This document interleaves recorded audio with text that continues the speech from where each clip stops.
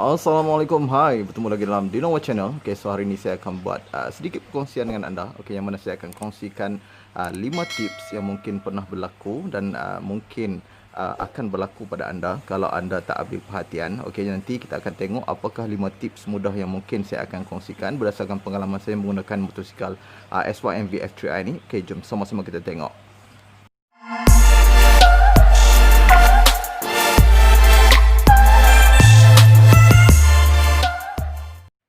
Okey, so untuk perkongsian saya yang pertama hari ni, kalau anda tengok ni, pada bahagian ni saya dah buka cover sproket hadapan ni. Kenapa saya buka? Sebab saya nak tunjukkan kepada anda. Okey, bagi anda yang belum pernah buka, anda boleh buka dan tengok pada bahagian ni. Okey, kerana saya nak syorkan kepada anda, mungkin sesetengah anda pernah berlaku masalah sproket hadapan tertanggal dan mungkin ada berlaku masalah-masalah yang lain. Tetapi yang saya nak kongsikan dengan anda hari ni, kalau anda perasan sekarang ni, pada bahagian sproket ni hanya tinggal satu skru saja, yang mana satu skru lagi telah pun terputus. Okey, diakibatkan oleh masa saya kunci sebelum ni, memang skru ni sangatlah kurang berkualiti. Okey, yang mana saya hanya kunci perlahan saja, tetapi memandangkan skru ni agak lembut, okey, memang terputus di bahagian dalam. Tapi ini tak jadi masalah sebab kita boleh gantikan skru ni dengan skru yang lebih baik. Okey, tetapi cuma apa yang saya nak kongsikan, mungkin anda perlu cek, okey, dan pastikan anda tukar dulu kedua-dua skru ni menggunakan skru yang lebih berkualiti, sebab kita tak nak berlaku nanti masalah apabila anda berada di atas jalan raya ataupun semasa anda mengunci, okey, skru ni akan terputus dan mungkin dia akan tertanggal lah. Okey, tapi untuk sekarang ni memang tak jadi masalah sebab blok ni dah pun masuk ke dalam bahagian pin ni masuk ke dalam bahagian ni. Okey, dan kita dah kunci satu bahagian dan memang keadaan sproket ni kuat. Sebenarnya dia bukan menambat skru ni, tidak menambat sproket ni pada mana-mana bahagian kecuali pada bahagian pin ni saja.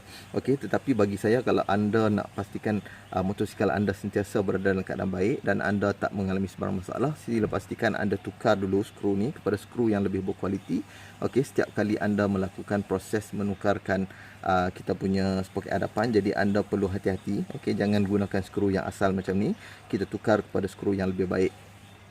Okey, so untuk bahagian kedua yang saya nak kongsikan dengan anda, okey, yang ini juga adalah mungkin common problem yang mungkin berlaku pada sesetengah pemilik SYMV F3i. Okey, yang saya nak tunjukkan ni adalah pada bahagian gear sensor pada bahagian bawah ni, okey, yang mana sesetengah daripada kita ni mungkin mengalami masalah leaking. Okey, minyak akan mengalir pada bahagian bawah ni dan pemilik tanya-tanya sama ada dari manakah datangnya aliran minyak.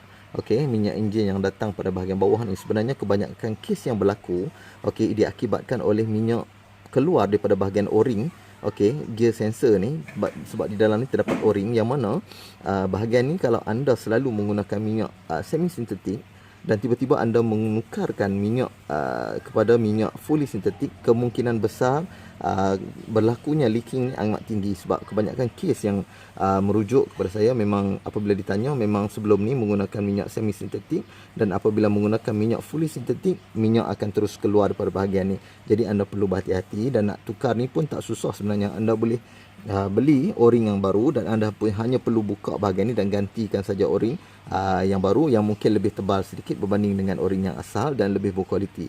Okey, kalau anda alami masalah minyak mengalir, anda perlu cek pada bahagian ni, yang mana anda perlu buka casing bahagian tepi ni, dan anda boleh tengok di bahagian bawah ni, anda akan dapati minyak akan mengalir pada bahagian ni. Jadi anda tak perlu risau pada bahagian lain mungkin mengalami masalah bocor dan sebagainya. Ini adalah antara common problem yang mungkin berlaku. Tetapi kalau anda lihat pada bahagian lain, mungkin ia berlaku daripada gasket. Okey, gasket, sebab gasket yang asal ni agak kurang berkualiti, jadi anda boleh gantikan saja gasket yang mungkin bocor. Anda boleh beli baru di sama ada di Enforce ataupun di mana-mana kedai spare part. Okey, dapatkan yang lebih berkualiti dan tebal. Okey, sama ada anda nak menggunakan yang jenis plate dan sebagainya, itu terpulang pada anda. Okey, ini adalah antara common problem yang mungkin berlaku dan akan berlaku pada anda sekiranya anda tak ambil perhatian yang betul terhadap penjagaan motor SYMV F3i ni. Tiga yang saya nak kongsikan dengan anda hari ini adalah tentang bateri ni. Okey, ini adalah bateri Yuasa YTX7ABS, yang mana motosikal SYM ni, okey, didatangkan dengan bateri Yuasa, yang mana kalau anda rujuk dalam kita punya manual sekalipun, memang tertulis bateri Yuasa lah yang akan dipasang kepada motosikal SYMV F3i ni. Okey, tetapi kalau sebaliknya, kedai menggunakan bateri lain, anda boleh rujuk pada kedai dan tanya terlebih dahulu kenapa mereka menggunakan bateri yang lain selain daripada Yuasa. Okey, sebab memang ini ada tertulis dalam kita punya manual. Okey, sebab Yuasa ni hanyalah brand untuk bateri, tetapi kalau anda nak pastikan bahawa anda dipasangkan dengan bateri yang betul, anda perlu buka casing ni. Di pada bahagian atas ni anda perlu tengok bateri ni adalah bateri Yuasa YTX7 ABS. Sebab kenapa saya tekankan pada bahagian ni, sebab bateri ni kalau anda tengok terminalnya daripada bahagian sebelah kiri, kalau anda tengok terminal positif berada di sebelah kanan dan terminal negatif berada di sebelah kiri. Sebaliknya kalau anda menggunakan bateri yang berbeza, mungkin terminal berada di sebelah bertentangan daripada bateri yang anda gunakan untuk S1 VF3i ni. Jadi kalau anda tersalah membeli bateri, berkemungkinan apabila anda pasang nanti fuse akan terbakar. Jadi terminal ni sangat penting. Kalau anda tengok kedudukan bateri ni, kalau ini adalah bahagian atas sebenarnya, ini adalah bahagian tepi. Jadi anda perlu tidurkan bateri dan anda akan pasang seperti ini. Jadi kalau anda tengok pemasangan bateri ni sangat penting. Terminal ni anda perlu pilih dengan betul. Anda perlu bawa bateri ataupun anda perlu ingat sama ada terminal ni berada di sebelah kiri atau kanan. Ini yang pertama. Yang keduanya, untuk bahagian bateri ni mungkin setengah pada kita mempunyai masalah. Apabila bateri mengalami masalah, mungkin kita punya panel meter akan mengalami masalah seperti blackout. Jadi anda perlu tengok pada bahagian ni, yang mana terminal ni ada setengah motosikal yang mengalami masalah terminal ni tidak ketat.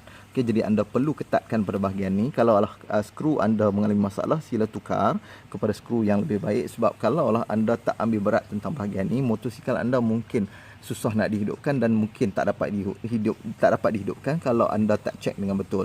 Jadi anda perlu perhatikan, ini adalah bahagian yang penting, iaitu bateri ini. Sebab contribution power yang pertama adalah daripada bateri ini untuk menghidupkan enjin. Jadi anda perlu pastikan bateri ini sentiasa dalam keadaan yang baik dari segi voltage dan juga condition bateri, supaya motosikal kita sentiasa dalam performance yang terbaik. So ini adalah antara tips yang boleh saya kongsikan dengan anda. So untuk tips yang keempat yang mungkin jarang diambil berat oleh setengah pemilik motosikal S1 VF3i ini adalah pada bahagian fuse.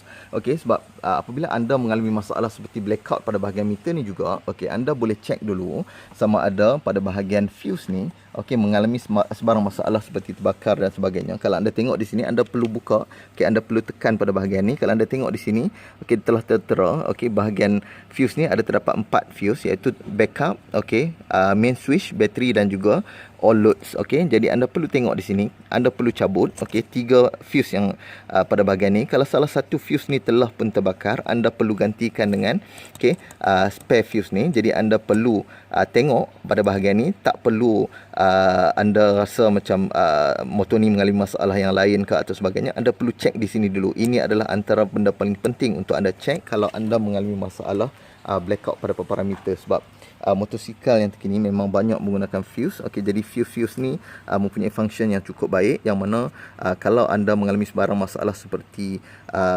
berlaku kebakaran pada anda punya wire dan sebagainya, fuse terlebih dahulu akan terbakar dan anda perlu ganti. Sekiranya masih terbakar, anda perlu cek pada bahagian mana yang terbakar dan anda perlu troubleshoot lah.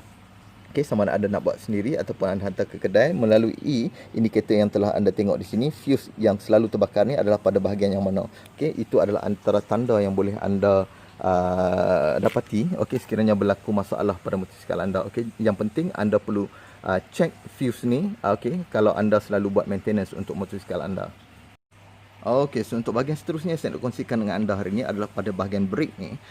Untuk anda yang mungkin sensitif terhadap bunyi, yang mana kerana anda baru menggunakan motosikal VF3i ni, anda akan dapati terdapat bunyi pada bahagian brake anda. Anda tercari-carilah di mana punca berlakunya bunyi tersebut. Jadi bagi anda yang mungkin dah pernah alami masalah ni, anda akan tahu bahawa punca utama tersebut adalah datang daripada brake pad kita sendiri. Itu yang mana brake pad asal ni mungkin kualitinya agak kurang. Dan juga ada setengah kes yang mungkin berlaku diakibatkan oleh disk yang mungkin sedikit bengkok, yang mungkin berlaku ketika anda melakukan maintenance seperti menukarkan tayar dan sebagainya.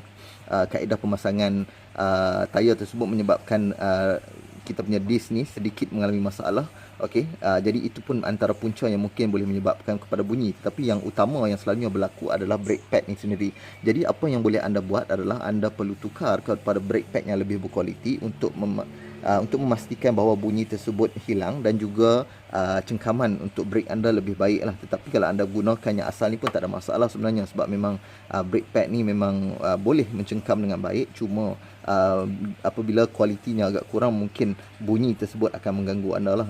Jadi ini adalah antara punca berlakunya bunyi tersebut yang mungkin anda boleh atasi dengan mudah Okey, itu adalah antara tips yang mungkin ringkas yang saya kongsikan dengan anda, tetapi boleh menjadi bermanfaat kalau anda lakukan dengan betul. Okey, ini adalah antara 5 tips yang saya kongsikan dengan anda dalam video kali ini. Sampai di sini dulu perkongsian saya pada kali ini dengan anda. Okey, yang mana bagi anda yang mungkin belum memiliki SOMV F3i ini, anda tak perlu risau sebenarnya.